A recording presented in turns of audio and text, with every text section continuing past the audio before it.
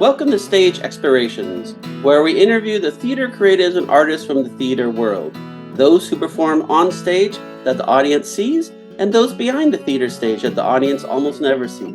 I am a journalist and theater fan, Buell Brown, and today's guest is...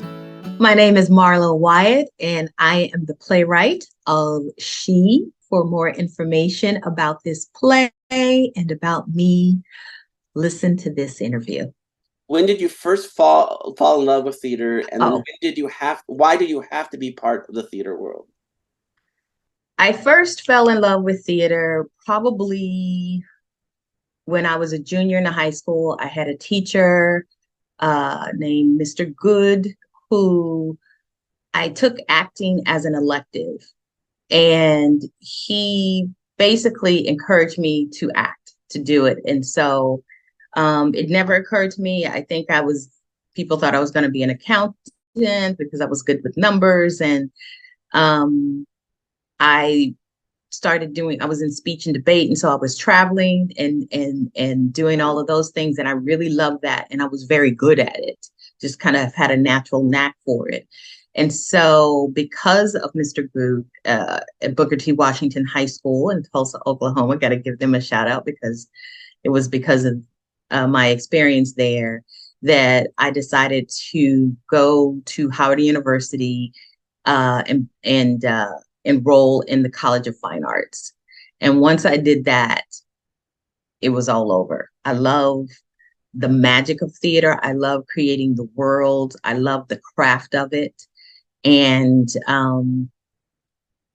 I think everybody has that thing that's inside of them. Sometimes you need other people to pull it out, but when you find find your purpose, and I found it at 17 years old, I guess. And I haven't looked back ever since. There's never been a time where I was like, I want to be an accountant, or I think I want to go into medical school. Never. So this is what I was born to do. This is what I was meant to do, whatever capacity that may be. Fell in love. I don't know if I say I fell in love with writing, but I was drawn to write because I wanted to challenge myself to write a play. As an actor, you deconstruct the play. You take the character, you break it down, and you ask all these questions, you figure out the background and things like that. I was able to do that effortlessly because that's how I was trained. But I realized I didn't know how to build a play and what it would take to build a play. And so I dabbled in a little writing, short plays. I think most actors do. And so I wanted to challenge myself to write a full-length play, a full-out play. And I joined the Roby Theater Company Playwrights Lab. And because I was like, I need training. I'm very much an advocate for training when it comes to your craft, especially the arts. I don't think anything that happens in the arts is something that you can just do willy-nilly. I think you need somebody to help you hone your skills. And so I was looking for Playwrights Lab. They came up and I was like, oh, this is perfect for me. And that's where it all began. And one of the things that was happening in theater at the time that I didn't see what was plays that were being produced that were culturally authentic. And me not seeing them, I just thought that they weren't being written, but they were being written. They just weren't being produced. And so that was another goal too. I was like, I don't see a lot of plays that are being produced right now that have female protagonists that look like me, that have young female protagonists, coming of age plays that feature Black and brown children, male, female, whatever it may be, whatever gender. And so I challenged myself to write one, and I did, and she is that. Usually I ask it later, but I'll ask it now. Tell us why more voices of the whole community must be heard in the theater world. It is important that the voices of everybody in the community need to be heard and need to be represented in the theater, because American theater needs to be just that. It needs to live up to its name. America is comprised of so many different cultures. People leave their countries to come over here, and that makes them an American because they've had an American experience. So to not tell those stories just does a disservice culturally. Whether you're an immigrant, you have a history of what your story was from back in the day coming from Ellis Island, or whether you migrated over here from bordering nations, countries, or whether you are a descendant of the enslaved or of the Native Americans, all of those stories are rich and make up this country as it is today. It's all of those stories. And to suppress them or ban them or whatever you may call it just does a disservice to the country at large, to the cultural aspect of what we have to offer as Americans. Nobody is a monolith in America. You know, they want to say it's a melting pot, it's this, but I always say it's not a melting pot. It's more like a salad bowl where you just, everybody's thrown in and you take that bite and you can taste all the different flavors. It's not melted into anything. You can taste the salsa, you can taste the gumbo, you can taste the lettuce, you can taste the cucumber, whatever it may be. That's what America is to me. And I think American theater, those who are producing American theater, those who have the financial capacity and who are the who manage the puppet strings, I think if you would just open it up to everybody and see all these vast stories and people, I think it would bring people back to the theater, first of all, because theater is the only place now, other than concerts and things, where you can have a live experience, that visceral connection of a human to human every night. There is nothing like it to me. It's different from movies. It's different. It's like I'm seeing this person, I'm breathing the same air, and I'm watching them create a story that I can relate to, and I can see myself in somebody on that stage. This is why people want to come. People don't when they don't see themselves. That's just human nature. We like to see ourselves, and it has nothing to do with skin color. It has things to do with the story. You know, SHE is a story about dreams. Everybody has a dream, whether you dream to come here to have freedoms here that you don't have in other countries, whether you have a dream of being an entrepreneur or being an actor or being a doctor, and you come from certain circumstances. Everybody can relate. There's not one person that I've ever met in my lifetime that didn't have a dream, you know, whether it was suppressed or not, that they wanted to fulfill, that they, you know, a purpose. And that's what SHE is about. And so I think that is why out of the countless readings that we've had, people of all ages, all genders, all religions, and different cultures and backgrounds have said to me, oh, that's my story. Oh, that's my story. Oh, that's my story. So it only benefits us to say, oh, American theater, to actually have American theater be American theater by including all Americans. It's very simple. It's not that complicated, but somehow we've made it so. Theater experience. Why is it such a unique format, both for the audience and for the actors? The theater experience is unique because it is a visceral experience, a connection with the actors, a physical connection. Life is energy. And when you're in a space with somebody, when it's live and on purpose, and the beautiful thing that I love about theater, you know, just as an audience member, is that go see that play, the same play, see a play. If you can afford to, see it more than once, and you'll see a different play, because different things happen and people connect differently, and actors, something hit them different that on Wednesday night that it didn't hit that Sunday matinee.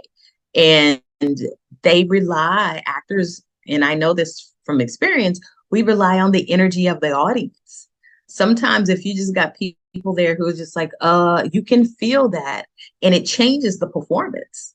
Because when people are there and they're rooting for you, the energy in the room, and sometimes it gets to the point where they talk back and, to the character. That's all a part of it. It's something, especially in a world now where everybody is on social media and people are talking about people are more depressed and more lonely. Go to the theater.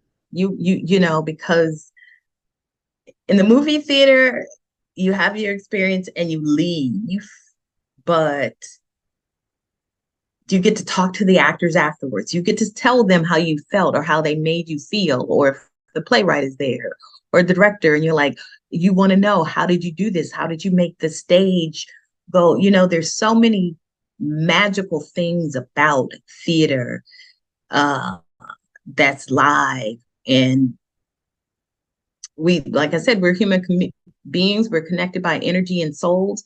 And if you want the soul to soul connection and the story and magic at the same time, then theater is the place where all of those happen in 2 hours. It's beautiful. It's amazing. It's magical. I'm a theater girl, so I'm biased, but it's the truth. Very important question. Where did the idea come from for SHE the play, and why did you have to write it? The idea for SHE the play came about where, first of all, SHE is not the play that I originally intended to write. Originally, SHE was supposed to be about a set of twins. One was a girl and one was a boy, and one about a girl who wanted the attention of her mother to the point where she wishes that she was a boy.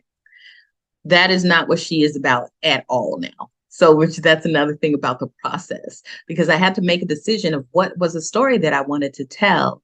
And I have a program called the Girl Blue Project where I work with teen girls. And I ran it for 10 years. And I think society raises girls different than boys. And there's a lot of pain there. There's a lot of things that girls endure simply because they are born female. And it's still happening today. And so I just wanted to capture that energy of that from a young person's perspective. It's a coming of age play. And there's something that's so beautiful about people when we are 13, 14 years old and we're figuring out the world. There's this innocence there. And we have so much promise inside of us, because we haven't given up. The world hasn't tainted us yet, so to speak. And I don't want to say yet, but we're just still, to me, that's just right where the age is, where you're like, I want something so bad, and you can only see it happening. You don't see the roadblocks like, well, how are you going to get the money? How are you going to get this? You don't see it with that young mind. And I think that's where SHE came out of. And so I decided to write a play about a female protagonist who happens to be Black, who is very much an American girl with all the things that come with that. And because I don't see a lot of plays that have a young teenage 13-year-old Black female protagonist. And so I wanted to tell that story. Tell us the main characters and the main story arc of SHE. The main story arc of SHE it's a coming of age play about a 13-year-old girl who living in a small town in the 1970s. She gets she's smart. She loves words. She dreams of being a poet like Maya Angelou or Langston Hughes. And she gets the opportunity to go to a prestigious boarding school, which is far away. And she really wants to go, but her circumstances prevent her seemingly from, otherwise being able to attend. So she comes against a lot of roadblocks. It's the summer. She's just gotten out of school, and she is placed in a situation where she understands the cost of a dream. And that one of the lines that really represents the play most is that dreams cost, and you don't always pay with money. And we see her journey and the people in her life that she was so adamantly trying to escape, she realizes those people in that small town are the very people that give her the wings to, achieve her goals. Because I'm of the ilk that, I was taught that no man is your enemy, every man is your teacher. And so the people that teacher that you hated or you think hated you, she put something inside of you that would push you, or that person who was nagging, or the mother, and you don't realize that sometimes till you get out of the situation. And that's one of the themes in this play as well. That was my next question: is what are the different themes that are in the play that you'd like to talk about? There's themes about well, there's a coming of age theme. There's themes about dreaming and faith, relationships, mother-daughter relationships, generational, I don't want to say curses, but generational curses, generational conflicts. There's religion in it. There's romance, heartbreak. I think the main thing is like, the thing about this play is that all the things that make life are in this play. The heartbreak, the hurt, the pain, the disappointment, the triumphs, the failures, and whether or not to get back up or not. So you watch each character, the primary, the protagonist, and the characters that support her grow in a way. And all of them do. I can say that they literally all do. What do you want the audience to get out of your play, SHE?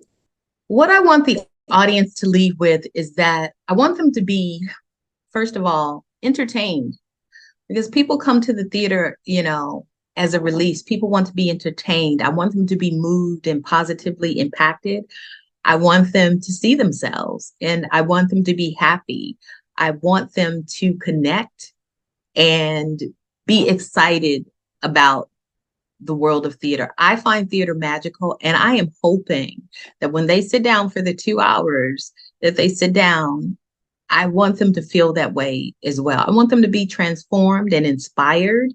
I want them to be empowered, that maybe whatever is inside of them that they haven't been nurturing, that they'll leave there and be inspired to say, you know what, I'm going to go ahead and go back to school. I'm going to go ahead and do this. I'm going to go ahead and do that. So, but I want all of those things. I really genuinely want them to leave inspired and empowered, and to see themselves and the beauty of themselves and the flaws, and be entertained at the same time, in the comfort of the theater. And go tell people, there's something about when you go have an experience. I've had this happen. Like, sometimes I'll go see something and I leave and I get in the car and it's just like, okay. But then there are those times where I leave and whoever I'm with, we can't stop talking about it while we're leaving the theater. And you talk about it in the car, and then you get online and you go, oh my God, I just saw blah, blah, blah. You want to see it? That's what I want the audience to have, that experience.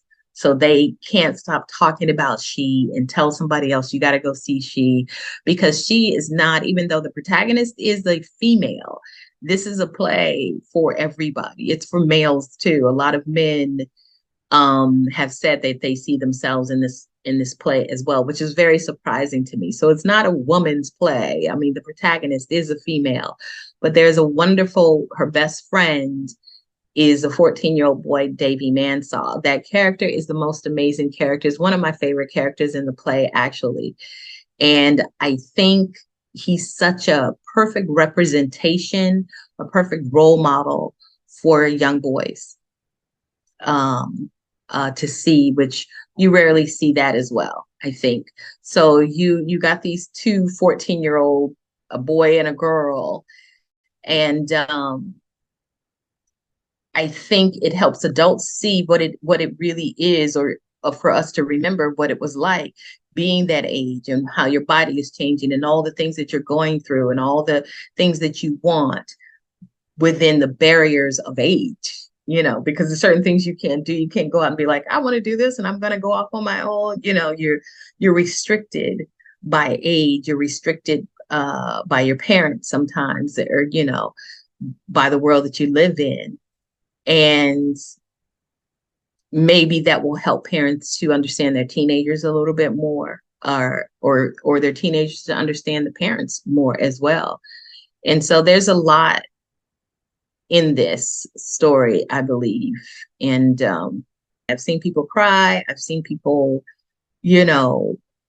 have all kinds of emotions. And I'm often surprised. I was like, oh, depending on what is happening in somebody's life, their trigger is going to be different, or they're going to connect to a character, to Mr. Lonnie, or to the Miss Jane, the neighbor, So that's theater therapy too, because I feel like I said, whatever's going on in your life, you're going to see the play completely different than what the person in front of you is seeing, depending on what's happening in your life, who you like, who you don't like. Like people might say, oh, I don't like this person. It's like, why don't you like that?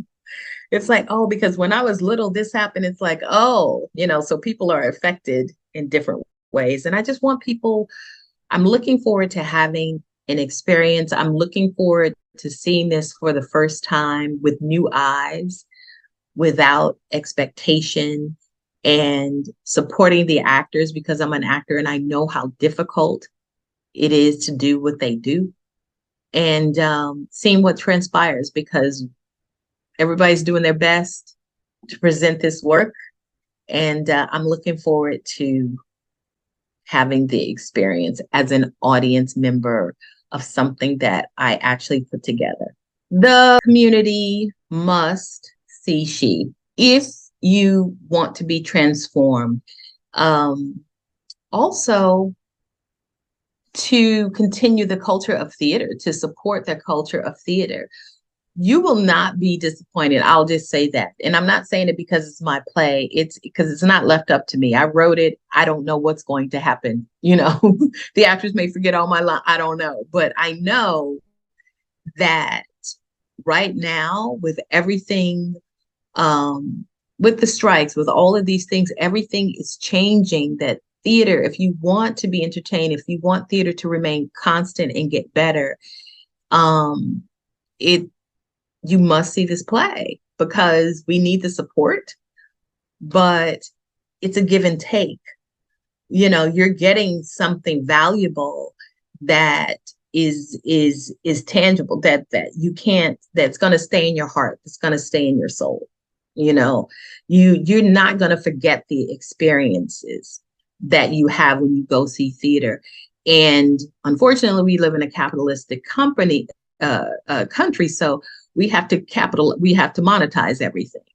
But it's your decision to decide what kind of value that you want in your life. And I think that the value, the theater experience to me is priceless. If it changes your life, which it can, if it impacts your life in the most positive way, what price do you put on that? And so, that's a great price, to see something live, to see actual human beings, and to know that actual human beings built that set and painted that set and had a concept for the costumes and the lighting and the sound and everything. Think of those things when you're buying those tickets, and think of what you get to get because of that, and what you're going to leave with, and what your children can leave with. Because this play, that's another thing that's special about SHE, which is why you should go see it, because it's for men, it's for women, it's for children of all ages, races, religions. It's about everyday life. It's not a political play. It's not a play about race and all the things that have divided us in this country. It's a play about dreams. It's a play about life and the magic of life and the journey of dreams. And that's the one thing that unites all of us, that connects all of us. So that is why I say SHE is a must see. My name is Marlow Wyatt, and I'm a playwright, and you need to come see this American play, this coming of age play.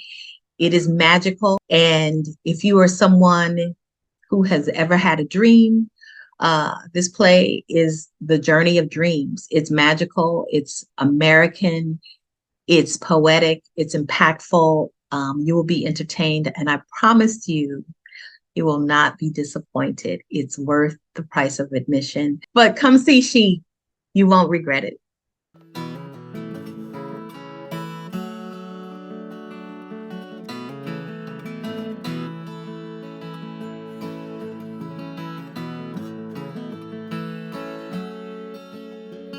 Thank you for listening or watching this podcast episode of Stage Explorations.